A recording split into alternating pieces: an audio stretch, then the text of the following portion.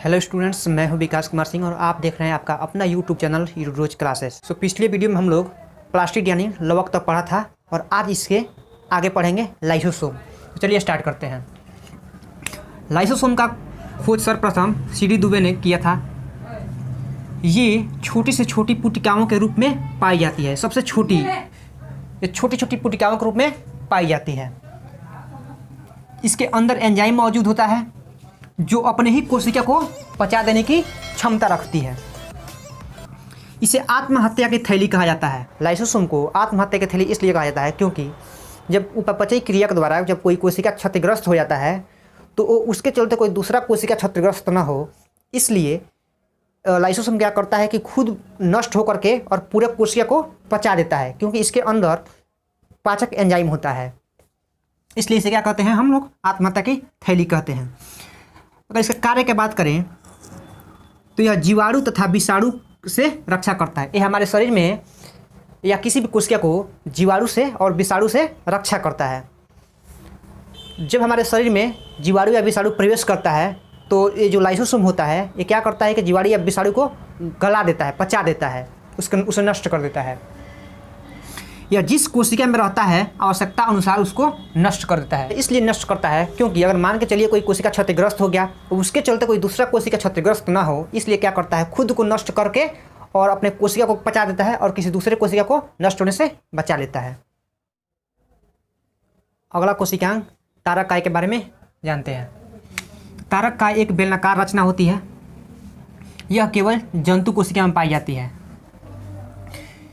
इसमें एक या दो सूक्ष्म रचना होती है जिसे सेंट्रियोल कहा जाता है।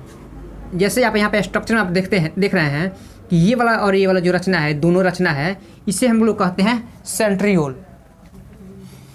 अगर इसका कार्य देखें तो यह जंतु कोशिका विभाजन का समय मदद करता है। जब जंतु कोशिका का विभाजन होता है तो यह उस समय मदद करता है और यह कोशिका में सिलिया या फ्लैजिला बनाने में मदद करता है। इसका स्क्रीनशॉट लीजिए आप लोग। अगला है माइक्रोट्यूब्यूल। यह छोटी छोटी नली जैसे रचना होती है। यह कोशिका विभाजन के समय स्पिंडल का निर्माण करती है। जब कोशिका विभाजन होता है उस समय यह क्या करती है कि स्पिंडल का निर्माण करती है। इसी को बोला जाता है स्पिंडल। इसी को बोला जाता है स्पिंडल। इसलिए स्पिंडल का निर्माण होता है ताकि जो केंद्रक होता है उसको दो हिस्से में बांट दिया जाए। अब हम केंद्रक के बारे में पढ़ेंगे, तो चलिए जानते हैं। जैसे मान लीजिए एक पूरा कोशिका है। कोशिका की यह प्लाज्मा झिल्ली है यानी कोशिका झिल्ली है। इसके भीतर एक पूरा केंद्रक है। तो जो केंद्रक होता है वो दोहरी झिल्ली से बना होता है, दोहरी झिल्ली से घिरा होता है। ये जो आपको दिखाई दे रहा है ये इसका दोहरी झिल्ली है, दो झिल्ली से घिरा होता है। इसके भीतर एक गाढ़ा रचना आप देख रहे हैं इसको बोलते हैं केंद्रिका, और इसके भीतर एक द्रव भरा होता है जिसको बोला जाता है केंद्रक द्रव्य। और ये जो रचना देख रहे हैं, ये वाला जो रचना देख रहे हैं, ये वाला इसको बोलते हैं क्रोमेटिन जालिका। और केंद्रक में छिद्र होता है जिस छिद्र को बोला जाता है केंद्रक छिद्र। ठीक है। अगर बात करें कि केंद्रक का खोज किसने किया था, तो केंद्रक का खोज सर्वप्रथम रॉबर्ट ब्राउन ने किया था। यह कोशिका में गोलाकार होता है और गाढ़ा होता है। यह कोशिका में गोलाकार होता है और गाढ़ा होता है। इसके चारों ओर दोहरी झिल्ली से घिरा होता है। यह भी पता है कि अपने चारों ओर दोहरी झिल्ली से घिरा होता है, जिसे हम क्या कहते हैं? केंद्रक कला कहते हैं। इसके भीतर गाढ़ा द्रव भरा होता है, जो भी बताए हैं आपको, जिसे केंद्रक द्रव्य कहा जाता है। और इसमें एक महीन धागे नुमा रचना होता है जिसे क्या कहते हैं हम?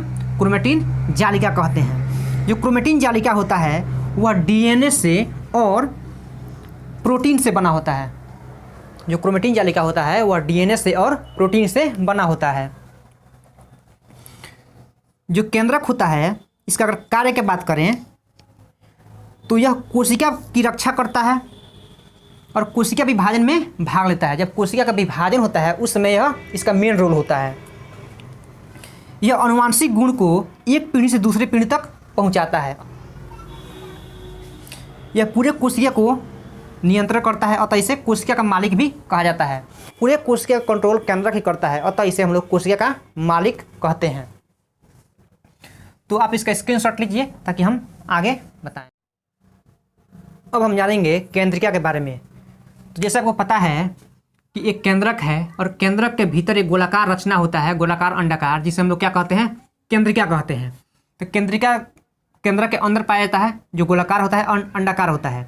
अगर इसका काम का बात करें तो यह मुख्य रूप से आरएनए का निर्माण करता है।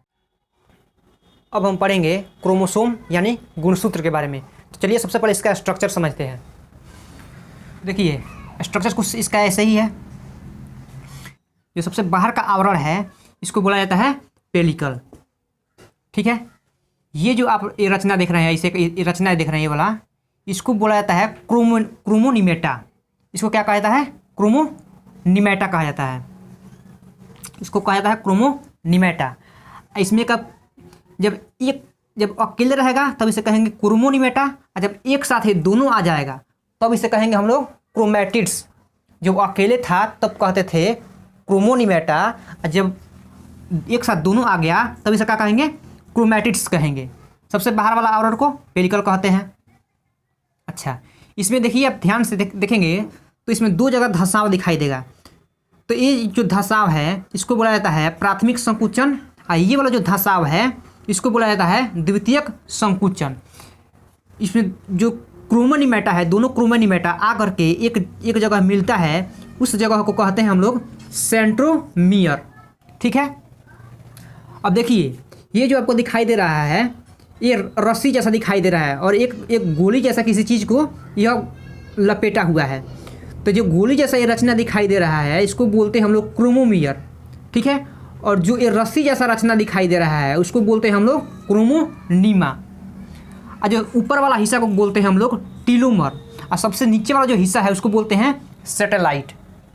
सबसे नीचे वाला हिस्सा को क्या बोलते हैं, सैटेलाइट, और सबसे ऊपर वाला हिस्सा को बोलते हैं टीलोमर, ठीक है।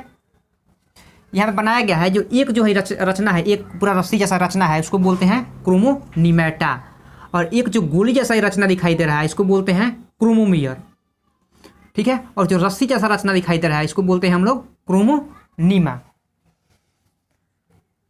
तो एक बार इसको देख लेते हैं। यहाँ पे यह केंद्रक में महीन धागे जैसी कुंडलित रचना होती है। कुंडलित मतलब लपेटा हुआ, एक दूसरे से लपेटा हुआ। यह तीन भागों से मिलकर बना होता है। एक होता है पेलिकल, एक होता है क्रोमैटिड्स, एक होता है मैट्रिक्स। तो मैट्रिक्स जो अंदर के भाग होता है इसको बोला जाता है मैट्रिक्स।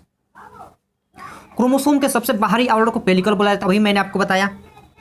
और पेलिकल के भीतर जो द्रव भरा होता है इसको क्या कहा जाता है, मैट्रिक्स कहा जाता है। इसमें दो समांतर धागे जैसे रचना होती है जिसे कहा जाता है क्रोमैटिड्स। अब प्रत्येक को क्या कहा जाता है, क्रोमोनिमेटा। एक को जो एक है उसको कहा जाता है, उसे कहा जाता है क्रोमोनिमेटा, और दोनों को एक साथ लेंगे तो उसे कहते हैं हम लोग क्रोमैटिड्स, ठीक है। और जो क्रोमोनिमेटा होता है यह डीएनए और हिस्टोन प्रोटीन से बना होता है। किससे बना होता है, डीएनए तथा हिस्टोन प्रोटीन से बना होता है। तो आप इसका स्क्रीनशॉट लीजिए ताकि हम आगे बताएं। अब हम देखेंगे जंतुओं में क्रोमोसोम की संख्या, कि किस जंतु में कितना क्रोमोसोम होता है। तो अगर मानव शरीर की बात किया जाए तो मानव शरीर में 23 जोड़ा होता है। ड्रोसोफिला एक मक्खी है, उसमें 4 जोड़ा होता है। और मक्का में देखा जाए तो मक्का में 10 जोड़ा होता है, टमाटर में 12 जोड़ा, और आलू में 24 जोड़ा। तो आप इसका स्क्रीनशॉट लीजिए ताकि हम आगे। अब हम जंतु कोशिका एवं पादप कोशिका के अंतर के बारे में जानेंगे। तो देखिए जंतु का कोशिका जो होता है वो साधारणतः छोटा होता है, और पादप का कोशिका बड़ी होती है। जंतु का कोशिका जो होती है इसमें कोशिका भित्ति नहीं पाया जाता है, और जो पादप का कोशिका होता है इसमें कोशिका भित्ति पाया जाता है। और जंतु का कोशिका का आकार अनियमित होता है और पादप का कोशिका का आकार नियत होता है। जंतु का कोशिका में तारक काय पाया जाता है, और पादप की कोशिका में तारक काय नहीं पाया जाता है। अगर लवक का बात करें तो जंतु की कोशिका में यह नहीं पाया जाता है, और पादप की कोशिका में यह पाया जाता है। तो इसका स्क्रीनशॉट लीजिए।